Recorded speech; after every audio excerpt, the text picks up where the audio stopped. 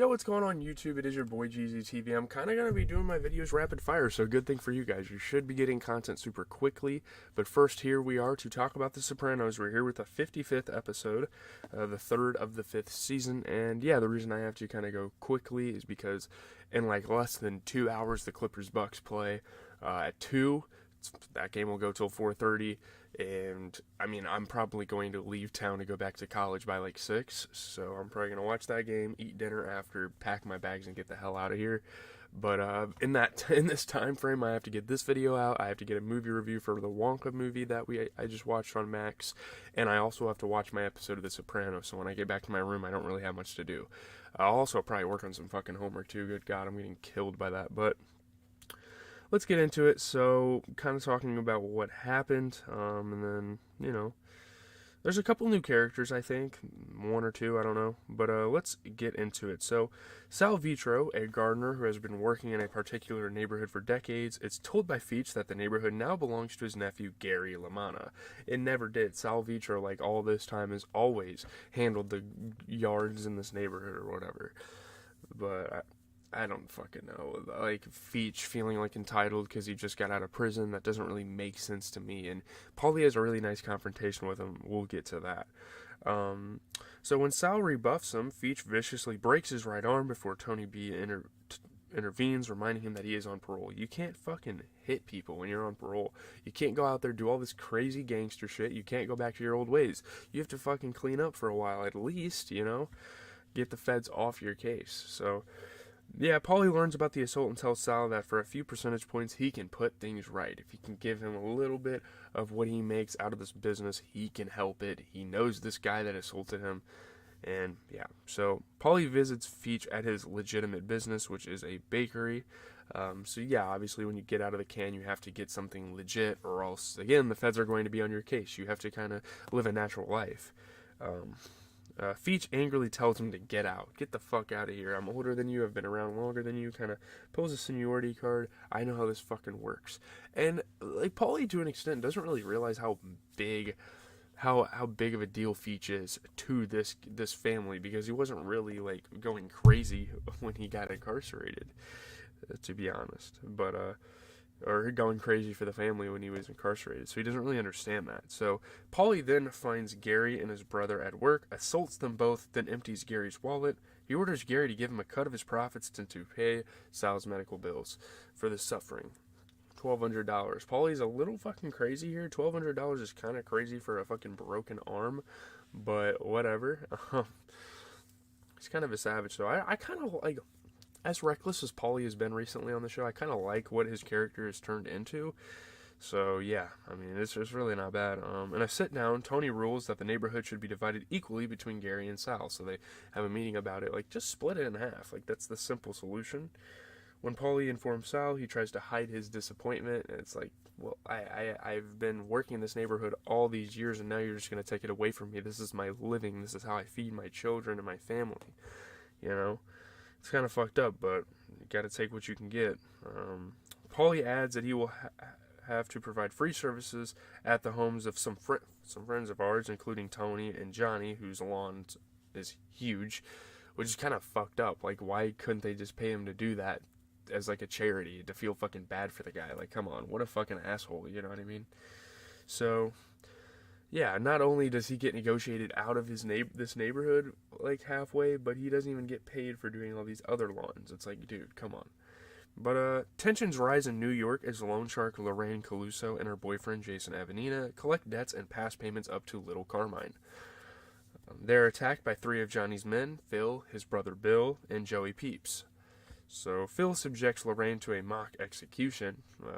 Shoots this book, and it doesn't like go deep enough into the book to kill her or whatever. She, Jason, and Angela have a meeting with Tony and Junior because tensions are rising. This is getting really bad. This is quite a serious issue for the gang if they can't figure things out.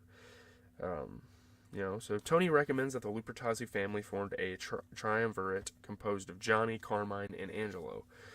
Triumvirate is like a three-way triarch, like a trio of rulers, kind of. You can kind of assume that's what that means. So Angelo says he's semi-retired and just wants to spend time with his grandchildren. He doesn't really care to be a ruler. It's just He wants things to kind of go smoothly. He doesn't want any bad blood with anyone in his own fucking family. Jesus Christ. But, yeah. Tony meets Johnny, telling him that Lorraine reached out to him. He raises the power sharing idea from the previous meeting, framing it as Angelo's idea. Johnny responds with contempt, accusing Tony of empowering Carmine during the dispute over the HUD scam. Like, yeah, why are you giving these people power? Why are you giving these people leverage? Why didn't we just kill this fucking guy? This wouldn't have happened. This power split wouldn't have happened if we just made this quick and sudden death, you know? What the fuck was on my neck? Goddamn. It's kind of fucking gross.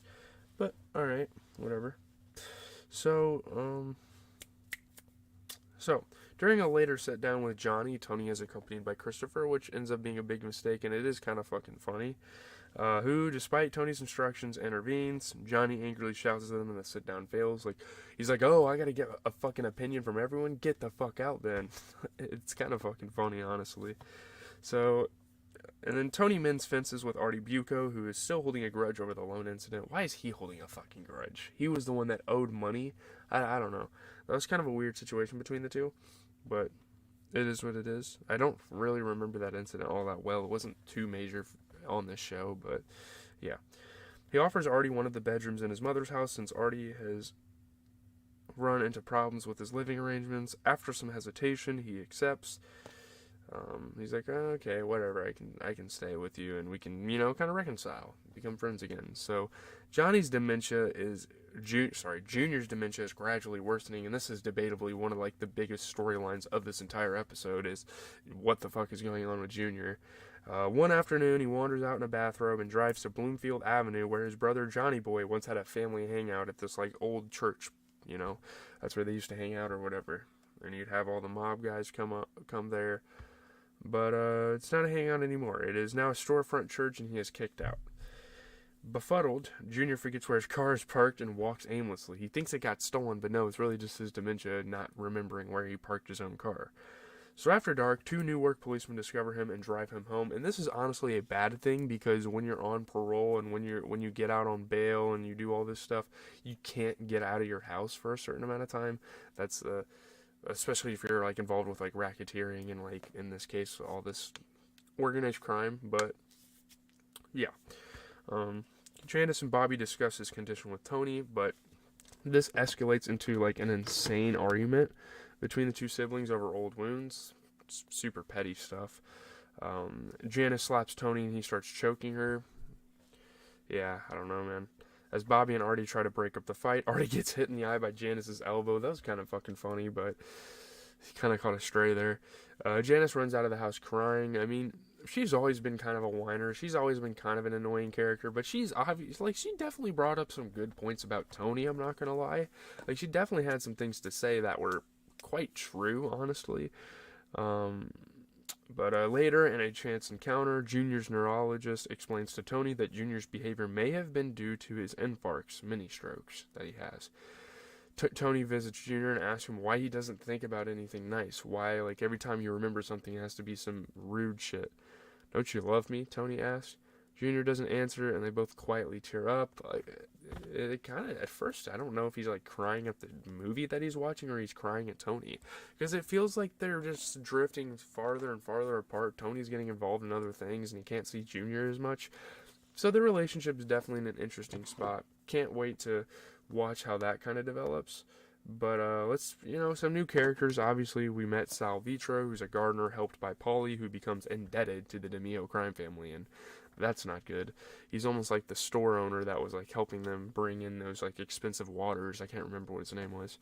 And then we have Billy Leotardo, who's a soldier in the Lupertazzi crime family and Phil's younger brother. He was seen along with Joey Peeps and Phil during Lorraine Caluso's mock execution. He's not really a major character, but I have to mention it because he could be major coming up. You really never know with this show who gets the big break, but anyway, leave a like, comment, and subscribe. I gotta start recording my Wonka review. I gotta just go crazy on content, to be honest with you. So, yeah, that's exactly what we're going to do. Hopefully you guys have a good rest of your day. Throughout the week, pretty similar content to what we've been doing. I don't think any crazy albums are coming out next Friday, but Future and Metro Boomin are coming up with an album soon. So that'll be awesome to review. So